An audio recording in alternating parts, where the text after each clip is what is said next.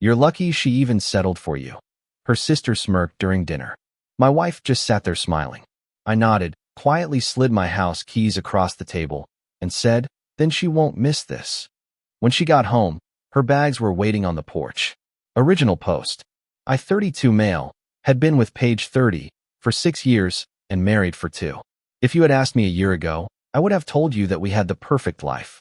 We lived in a beautiful historic craftsman home in the Fan District of Richmond, Virginia. It was a neighborhood filled with old-growth trees, historic brick houses, and local coffee shops. I had bought the house myself 3 years before I even met Paige, using the inheritance from my grandfather and the early profits from my business.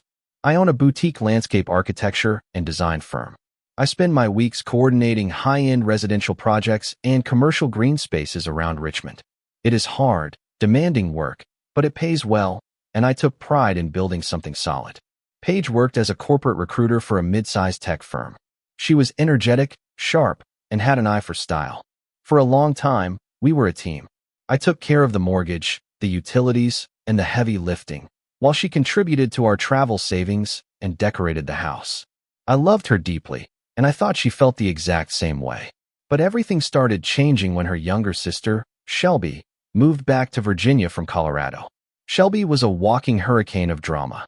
She had just finalized an incredibly messy divorce from a guy who owned a chain of car washes out west. Shelby had walked away from that marriage with a massive cash settlement, but she was still bitter, cynical, and completely toxic. She moved into a luxury high-rise apartment in downtown Richmond, funded entirely by her ex-husband's money, and immediately set her sights on our lives. Shelby couldn't stand to see anyone else happy or stable.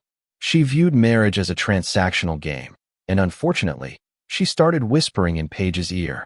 Within 3 months of Shelby's return, Paige's attitude underwent a complete shift. The warm, supportive woman I married became cold and critical. She started making passive-aggressive comments about my career. Suddenly, me being a landscape designer wasn't prestigious enough compared to the tech executives she recruited or the wealthy country club guy Shelby was trying to date. She began pulling away. When I reached out to hug her in the kitchen, she would stiffen up. When I tried to ask her about her day, she would give me one-word answers and immediately lose herself in her phone. I asked her dozens of times what was wrong. She would always sigh, roll her eyes, and say, "Nothing, Vance. I'm just tired."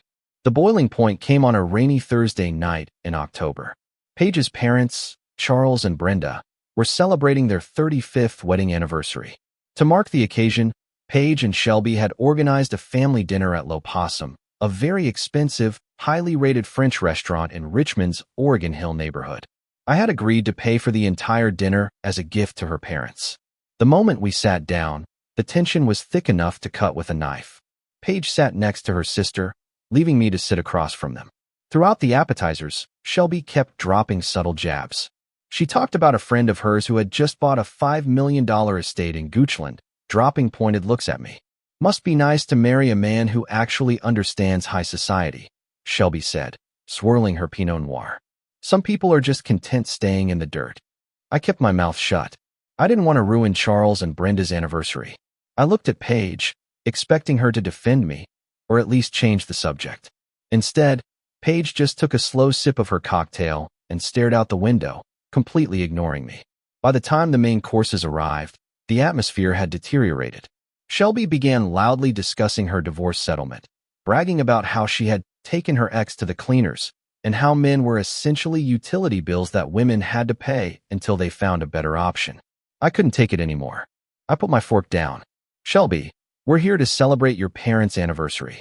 Do we really need to talk about your divorce strategy tonight?" Shelby's face hardened. She leaned across the table, her eyes flashing with pure malice. "Oh, please, Vance. Don't start acting like you run things. Let's be honest here. You're lucky she even settled for you." Shelby smirked, gesturing toward Paige. My breath caught in my throat. The table went dead silent. I turned my head slowly to look at my wife. Paige didn't look shocked. She didn't look angry. She just sat there, looking directly at me, with a small, smug, satisfied smile on her face. She agreed with her sister. She genuinely believed she had settled for the man who provided her with a beautiful home, paid all the bills, and loved her unconditionally. A strange, freezing calm washed over me. The confusion, the hurt, and the anxiety of the past 6 months instantly melted away, replaced by absolute clarity. I reached into my pocket. I pulled out my heavy brass keychain. I slowly unclipped the 2 keys to our fan craftsman home. I slid them across the white tablecloth, stopping them right in front of Paige's wine glass. I looked her dead in the eye. Then she won't miss this. Paige's smile vanished. She stared down at the keys, then up at me, her eyes widening. Vance, what are you doing? Stop making a scene. I'm not making a scene, I said, my voice completely level. The dinner is paid for. Happy anniversary, Charles and Brenda. I'm going home. I stood up, threw a stack of $100 bills onto the table to cover the entire tab and a generous tip, walked out of the restaurant, and stepped into the cool Richmond rain. The moment I got into my truck, my hands were shaking, but my mind was working with a cold, mechanical precision. I called my best friend Wayne. Wayne is a former Marine who runs a local junk removal and hauling business. He's the kind of guy who doesn't ask questions when you need help. Wayne, I said, my voice tight. I need you, your guys, and your biggest box truck at my house in 15 minutes. It's over with Paige. I'm packing her out tonight. On my way, brother, Wayne replied instantly. When I arrived at the house, I didn't hesitate. This was my house. I bought it before the marriage, and her name was nowhere on the deed. I walked into our master bedroom and pulled out 4 massive, commercial-grade plastic bins that I kept in the attic. Wayne and his crew arrived 10 minutes later. They didn't say a word. They just grabbed the bins and followed me upstairs. We went through the house like a professional recovery team.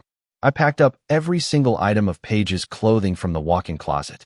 Her designer shoes, her expensive handbags, her vanity mirror, her makeup, and her jewelry boxes. I didn't throw them, and I didn't damage them. I wanted this done with absolute legal safety. We moved to the living room. I packed her books, her favorite throw pillows, and the expensive home decor she had purchased. I even went to the kitchen and gathered the high-end espresso machine she loved. By 10:45 p.m., every single item she owned was packed neatly into the back of Wayne's truck. While Wayne's guys were loading the last of the boxes, a local emergency locksmith I had called arrived at the house. I paid him a premium weekend rate to rekey every single lock on the front door, the side door, and the back deck. Within 45 minutes, I had a brand new set of keys in my hand. I told Wayne to take her belongings directly to Shelby's luxury high-rise apartment downtown. Drop them in the secure lobby, I told him. The concierge knows Shelby. They'll make sure she gets them. You got it, Vance, Wayne said, giving me a solid pat on the shoulder. Take care of yourself tonight. By 11:30 p.m., the house was completely empty of her presence. It felt incredibly quiet, but the heavy, suffocating anxiety that had hung over me for months was completely gone. I sat down on my couch, opened a cold beer, and waited. At exactly 11:52 p.m., my phone buzzed. It was a notification from my Ring doorbell camera. I opened the app. Paige was standing under the yellow porch light. She had taken an Uber back from the restaurant. She looked annoyed, her hands on her hips. She reached out and grabbed the doorknob. She twisted it, but it wouldn't budge.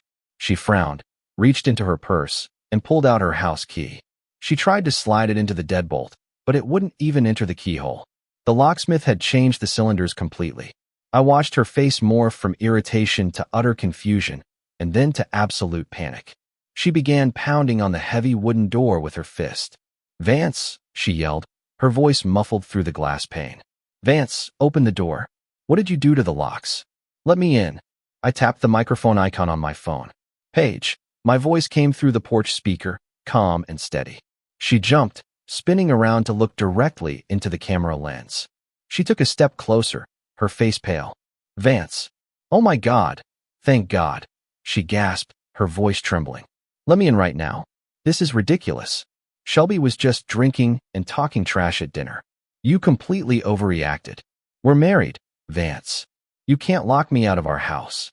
It's my house, Paige, I said calmly. And your sister was right. You settled for me.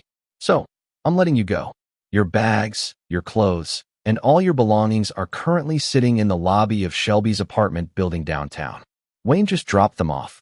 Paige's jaw literally dropped. She stared at the camera, completely speechless for a solid 10 seconds. You packed my stuff? She whispered, her voice cracking. Vance, please. We can talk about this. I love you. It was just a stupid dinner. We have nothing left to talk about, I said. If you are still on my property in 5 minutes, I am calling the Richmond Police Department to report a trespasser. Have a good night, Paige. I closed the app. I blocked her phone number. I blocked her on Instagram, Facebook, LinkedIn, and Venmo. I went to bed and slept better than I had in 6 months. I thought that would be the end of it. I thought she would accept the clean break, move into Shelby's spare room, and we would let our lawyers handle the divorce. But I had severely underestimated how vicious and vindictive Paige and Shelby could be when they felt publicly embarrassed. The next morning, the nightmare truly began. It started with a text from my lead foreman, Marcus. Marcus, Vance, you need to look at our Google business page right now. We're getting slammed. My stomach dropped. I opened my phone and pulled up my company's profile. Overnight, my business had been hit with 10 consecutive one-star reviews. All of them were from newly created, anonymous accounts. The owner of this company is extremely abusive and dangerous. He threatened me and my family. Do not hire him. Vance is a fraud and a monster. He acts professional, but behind closed doors, he is unstable and violent. Ladies, stay away. Completely unprofessional. He destroyed our yard and threatened my wife. A total psychopath. My business rating went from a perfect 4.9 stars down to a 2.7. Before I could even process the shock, my phone rang. It was the marketing director of Cavalier Development, a major local real estate firm. They were my biggest commercial client, representing a recurring $9,000 a month contract for landscape maintenance and design on 3 of their luxury apartment complexes in the city. Vance, we have a major problem, the director said, his voice cold and professional. We've been made aware of some very serious allegations against you on social media. There's a post going viral on Richmond community groups. I opened my laptop and searched my name. There it was. Shelby had posted a massive, detailed paragraph on several Richmond neighborhood Facebook pages. She had included a photo of my face, claiming that I had violently attacked Paige, thrown her out of her own home in the middle of the night without her shoes, and was currently stalking them. The comments were absolute vitriol. People were calling for my business to be boycotted, calling me a suburban abuser, and sharing my business address. Those allegations are completely fabricated. I told the client, my voice shaking with rage. I have ring camera footage showing exactly what happened. She walked away from the house completely fine. Her stuff was professionally packed. Vance, I believe you, but our corporate compliance team is terrified of the PR liability, the director sighed. Until this legal situation is fully resolved and your name is cleared, we have to suspend our contract with your firm. I'm sorry, but we can't have our brand associated with domestic violence accusations. Just like that, half of my monthly revenue vanished. Over the next 3 days, I lost 4 more residential clients. People who had known me for years suddenly stopped responding to my emails. One client straight up canceled a $15,000 backyard renovation project, sending a curt email saying they didn't feel comfortable having me on their property. My life was actively exploding, and my business was bleeding out. On Tuesday morning, I sat in the office of my attorney, Diane. Diane was a sharp, no-nonsense family lawyer in her late 50s who had seen every dirty trick in the book. I showed her the Facebook posts, the fake Google reviews, and the emails from my lost clients. This is classic malicious defamation, Diane said, her eyes narrowing as she reviewed the screenshots. They are trying to destroy your livelihood to force you into a corner. We need to file for an emergency temporary injunction to stop the defamation, and we need to fast-track the divorce. But Vance, do you have any actual proof that they planned this? I stared at her for a second. Diane, I think I do. A week before the dinner at Possum, I had set up a new smart home security hub in my home office. It was connected to 2 small ambient microphones in the living room and kitchen, designed to detect glass breakages and loud noises while I was away on job sites.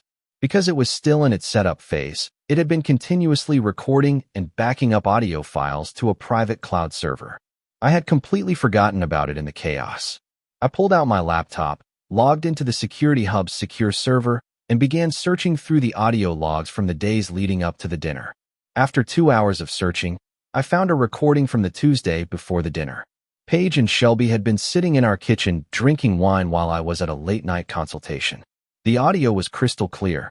Shelby, you just need to push him until he snaps, Paige. If he yells at you, or even gets close to you, record it. Or better yet, just claim he did. Once we file the domestic abuse claim, the court will grant you exclusive occupancy of the fan house. He'll have to keep paying the mortgage while you live there. Paige, are you sure that works? Vance is really calm. He doesn't really raise his voice. Shelby, trust me. My lawyer did this with my ex. Even if he doesn't snap, you just make the accusation. The courts always side with the woman first. We'll ruin his business reputation with reviews, and he'll be so desperate to make it stop that he'll sign the house over to you just to get his life back. He's soft, Paige. He'll fold. Paige, laughing, you're right. He is soft. He actually thinks we're going to grow old in this house. I'm so tired of pretending to be the supportive little wife to a guy who digs in the dirt for a living.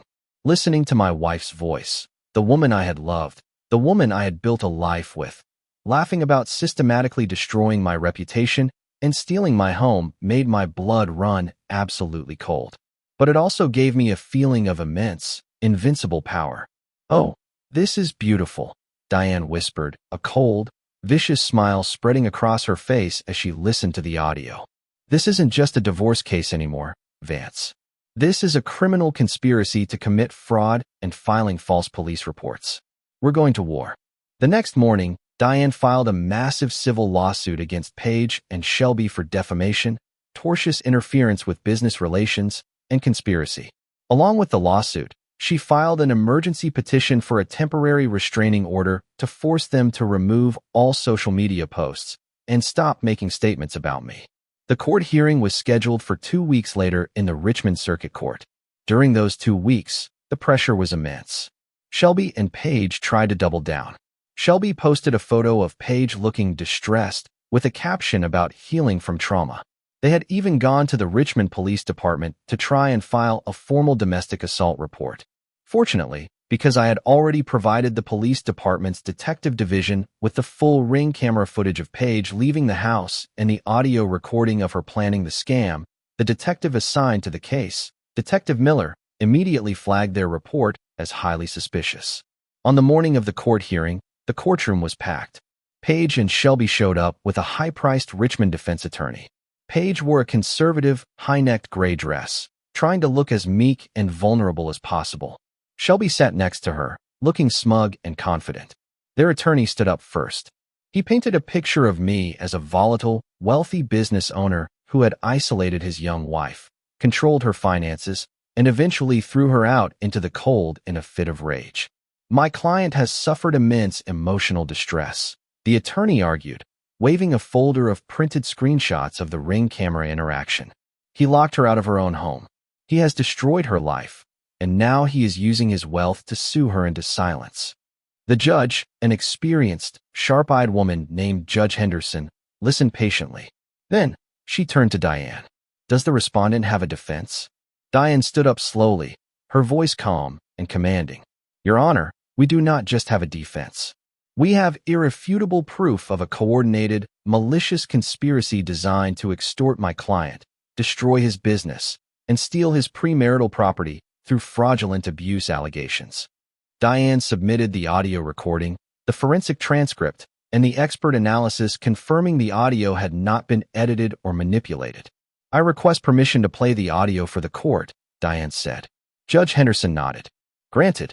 The bailiff hit play on the courtroom speaker system. The entire courtroom went dead silent. For 4 minutes, Shelby and Paige's voices echoed through the room. The transition in the courtroom atmosphere was physical. You could literally feel the air pressure drop. Just make the accusation. We'll ruin his business reputation with reviews. He'll sign the house over to you just to get his life back. He actually thinks we're going to grow old in this house. I watched Paige's face. It went from pale to red to a sickly ash gray. She looked like she was about to vomit. Shelby's smug expression completely shattered. She began frantically whispering to her lawyer, who had gone entirely stiff, his jaw slightly open. He looked at his clients with a mixture of horror and pure professional embarrassment. When the recording ended, Judge Henderson stared down from her bench. Her eyes were like twin blocks of ice, focused entirely on Paige and Shelby.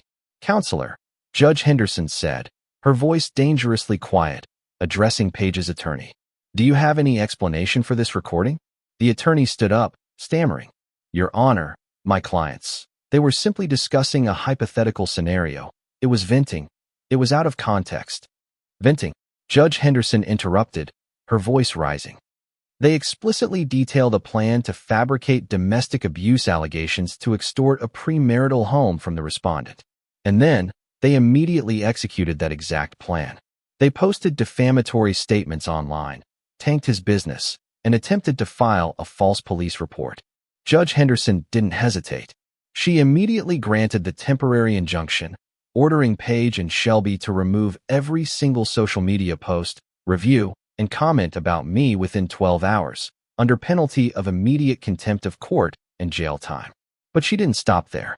I am referring this entire file, including the audio recording and the transcripts, directly to the Commonwealth's attorney for immediate investigation into criminal conspiracy, perjury, and filing false police reports, Judge Henderson announced, slamming her gavel down. This court will not be used as a tool for extortion. The fallout was swift, brutal, and beautiful. The moment we walked out of the courtroom, Detective Miller was waiting in the hallway.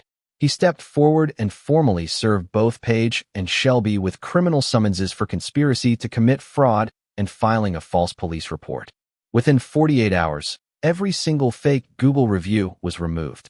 Diane and I immediately sent the official court transcript, the judge's ruling, and the audio recording to every single one of my clients, including Cavalier Development.